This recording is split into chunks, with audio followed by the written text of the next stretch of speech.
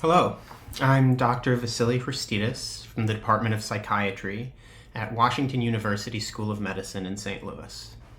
In our paper, titled The Impact of Vagus Nerve Stimulation on Suicidal Ideation in Markedly Treatment-Resistant Major Depression, a Recover Study Report, we sought to understand how vagus nerve stimulation, or VNS, impacts suicidal ideation in a severely ill, markedly treatment-resistant depressed sample. Briefly, Recover is the largest device-based psychiatric randomized controlled trial ever undertaken. The Recover trial has both a large unipolar MDD and bipolar depressive cohorts. This paper describes the findings of the unipolar arm, which consists of 500 patients across 82 sites in the United States. Suicidal ideation is one of the most urgent challenges in modern psychiatry, especially for patients with markedly treatment-resistant depression. In Recover, the participants are profoundly resistant, with an average of 13 failed antidepressive treatments and an average of 17.7 years in their current major depressive episode. About 40% of them have attempted suicide in the past.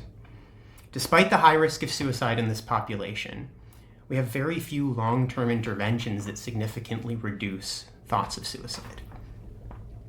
We performed an exploratory analysis on the unipolar arm of Recover following 463 participants over a year-long, triple-blind, sham-controlled study. We developed a Composite Suicidal Ideation score, or CSI, combining clinician ratings and patient self-reports to more holistically track suicidal thinking from baseline through 12 months of treatment.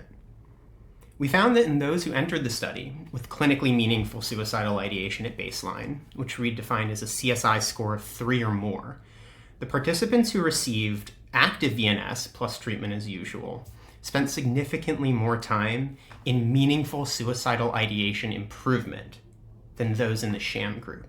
More specifically, on average, those receiving active VNS showed 43% more time in meaningful suicidal ideation improvement. What's also striking is that when we assessed suicidal ideation remission, defined as a CSI score of less than or equal to 2, when we compared baseline SI to months 10 through 12, which is the time frame during which VNS has been shown to exert its greatest effect, the separation of active and sham VNS widened even further, with the active group on average spending 67% more time in suicidal ideation remission than the sham group. Crucially, VNS did not worsen ideation in any subgroup.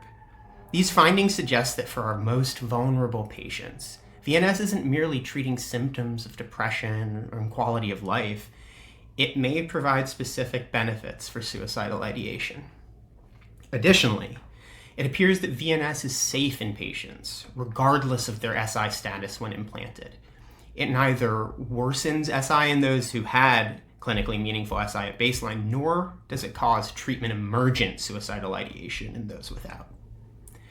Now, further research is certainly needed, particularly given that this is a secondary analysis.